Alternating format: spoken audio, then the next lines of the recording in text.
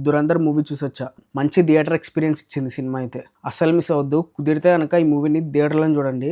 చాలా బాగుంది సినిమా అయితే. ఎస్పెషల్లీ ఈ మూవీ అనేది డెడికేటెడ్ టు ఏజెంట్స్. వాళ్ళు మనకి కనిపించకపోవచ్చు కానీ, వాళ్ళు దేశం కోసం చేసే సాక్రిఫైసెస్ అనేవి ఎలా ఉన్నాయి, వాళ్ళు ఎంత కష్టపడతారు, ఎన్ని ఇబ్బందులు ఎదుర్కొంటారని చెప్పి ఇలాంటివన్నీ మనకు చూపిస్తారన్నమాట. మనకు ఒక ఏజెంట్‌ని ఎగ్జాంపుల్‌గా తీసుకొని రియల్ లైఫ్ ఇన్సిడెంట్స్‌ని కలిపి ఒక ఫిక్షనల్ స్టోరీ అనేది ఫార్మ్ చేశారన్నమాట. ఆ ఏజెంట్‌కి అవి ఎలా రిలేట్ అవుతాయి, మనోడు దాన్ని ఎలా ఆపడానికి ట్రై చేశారు, అండ్ కొన్నిటికి మనోడే కారణం ఎలా అయ్యాడని చెప్పి ఇలాంటివన్నీ పాయింట్స్ అనేవి టచ్ చేస్తూ మనకి చాలా ఎంగేజింగ్‌గా, చాలా గ్రిప్పింగ్‌గా చూపిస్తారన్నమాట. అండ్ ఒక పాయింట్ ఏంటంటే ఈ మూవీలో కొంచెం వైలెన్స్ అనేది ఎక్కువ ఉంది.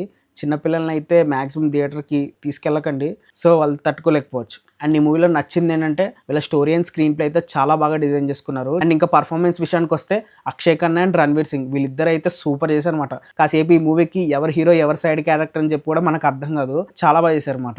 టిపికల్ బాలీవుడ్ మూవీలా లేదు. ఓవర్ ఎలివేషన్స్ కానీ, ఎక్కడ మనకి అన్వాంటెడ్ సీన్స్ కానీ అవి ఎక్కడ పెట్టలేదన్నమాట ఎక్కువగా. మ్యాక్సిమం వీళ్ళు స్టోరీకి స్టిక్ ఆన్ అయిపోయి దాన్ని బట్టే వెళ్ళారు. అదైతే బాగుంది. ఇంకొక పాజిటివ్ ఏంటంటే సినిమాకి మ్యూజిక్ అయితే చాలా ఎక్సలెంట్‌గా కొట్టారు. స్టార్టింగ్ నుంచి కూడా సూపర్ ఉంటది. ఈ సినిమాకున్న ఏకైక నెగెటివ్ ఏంటంటే రన్ టైమ్ అయితే చాలా ఎక్కువగా ఉంది. 3 hours 30 minutes మాట. అండ్ సెకండ్ పార్ట్ మనకి మార్చ్‌లో రిలీజ్ అవుతుందని చెప్పి చిన్నగా అనౌన్స్‌మెంట్ అయితే వాళ్ళు లాస్ట్‌లో ఇచ్చేసారు.